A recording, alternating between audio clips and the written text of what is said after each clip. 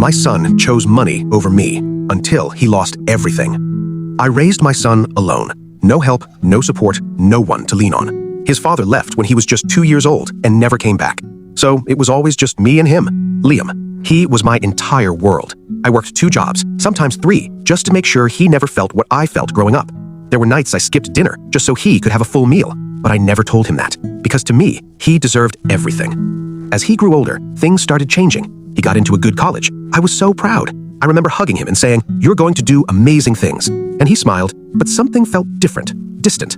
College changed him. Not immediately, but slowly. He stopped calling as much. Then he stopped visiting. And when he did, it felt like he was just passing through, like this house wasn't home anymore. One day, he came home in a fancy car, brand new. I was shocked. "Liam, how did you afford this?" I asked. He smiled confidently. "I'm working with some big people now. Real money, Mom."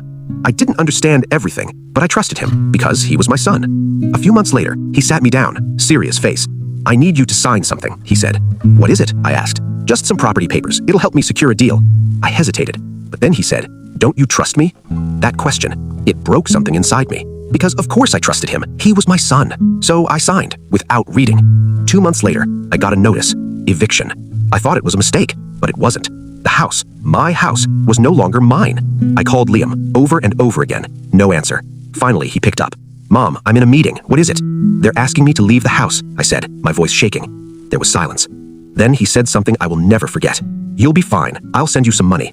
That was the moment. I realized I didn't raise a son. I raised a stranger. I left that house with just 1 suitcase. No home, no family, nothing. Months passed.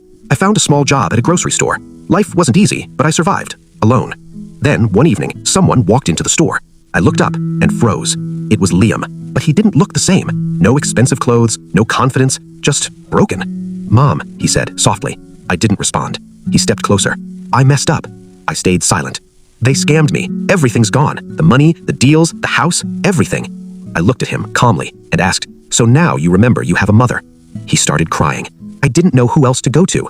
That line, it hurt more than anything, because he didn't come back out of love. He came back because he had nowhere else to go. I took a deep breath. For a moment, I saw the little boy he used to be, the one who needed me, the one I gave everything for. But then I remembered. The papers, the house, the silence. So I said something he never expected. "I hope you find your way, Liam." His eyes filled with shock. "You're not going to help me?" I shook my head slowly. I already did, for 20 years. And then I turned away.